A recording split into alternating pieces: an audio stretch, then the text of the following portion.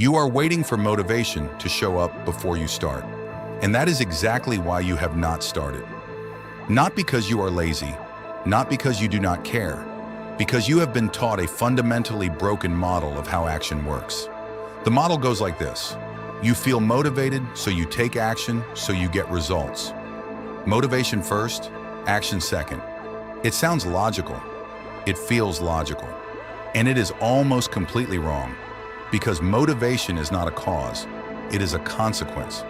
The research on this is consistent and has been consistent for decades. Action produces motivation far more reliably than motivation produces action. The run you did not want to go on but felt incredible 30 minutes in.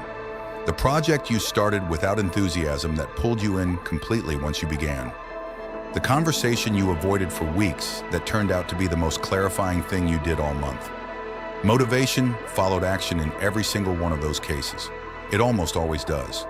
But here is the problem. The entire self-help industry is built on selling you more motivation, more inspiration, more powerful reasons why, more visualization of the outcome, more content that makes you feel like doing something, which feels like almost doing something, which is comfortable enough that you never actually do anything.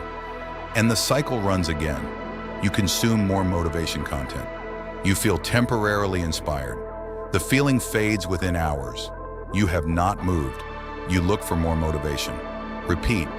This is not a willpower problem. This is an architecture problem. You are trying to build something durable on a foundation that was never designed to hold weight. Because motivation is an emotion, and emotions are weather.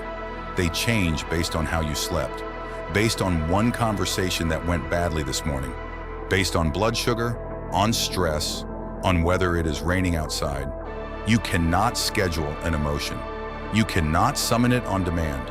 You absolutely cannot build a consistent, compounding, meaningful life on something this volatile. So what do you build instead? You build a trigger system. Specifically, you build what behavioral psychologists call implementation intentions. And the research on these is remarkably strong. Peter Gallwitzer at New York University has studied implementation intentions for over 30 years. His core finding is this.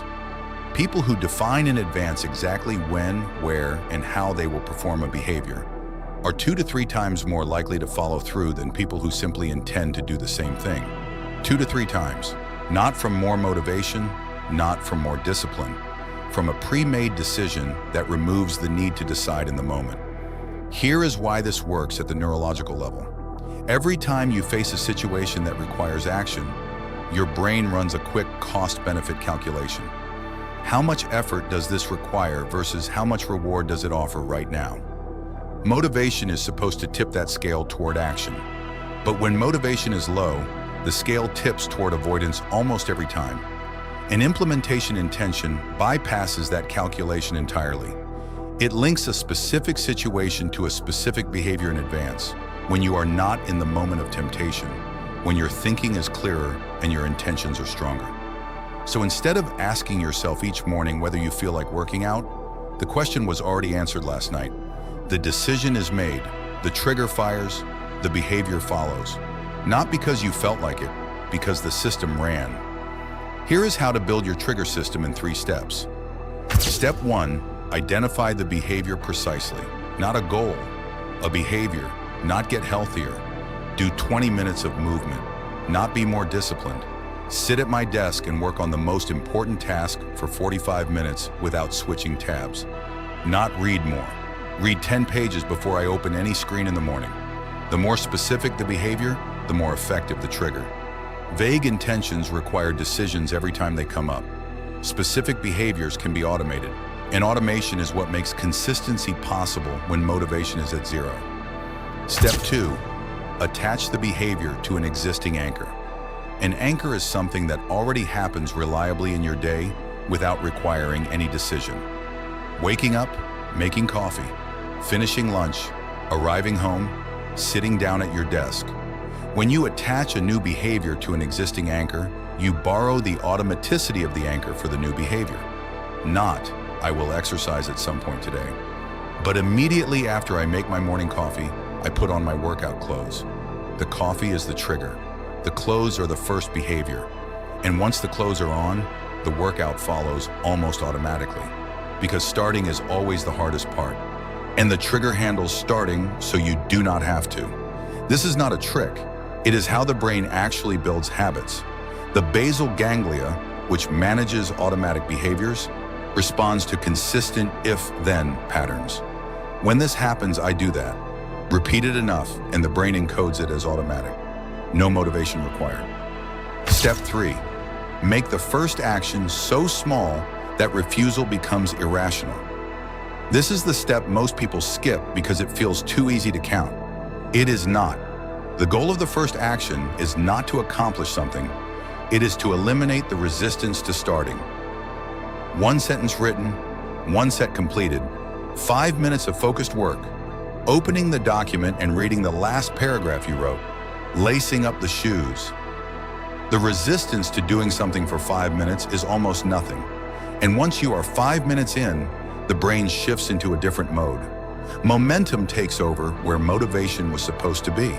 Most sessions that start with 5 minutes end with 45. Not because motivation suddenly appeared, because you tricked the brain's threat detection system by making the entry point so small it could not justify a protest.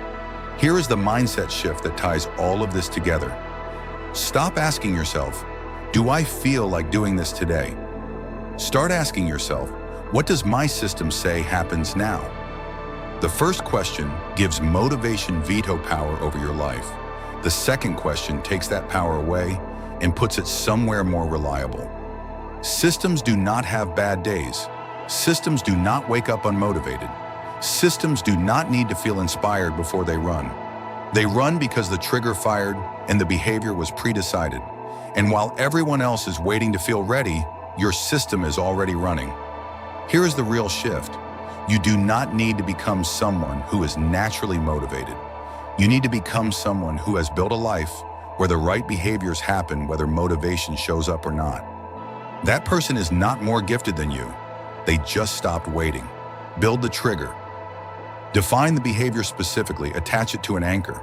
Make the first action impossibly small, and let the system do what motivation never could. Show up every day, whether it feels like it or not, because that is what consistency actually looks like from the inside. Not inspired, not energized, not motivated, just running the system, and I am rooting for you, even from afar.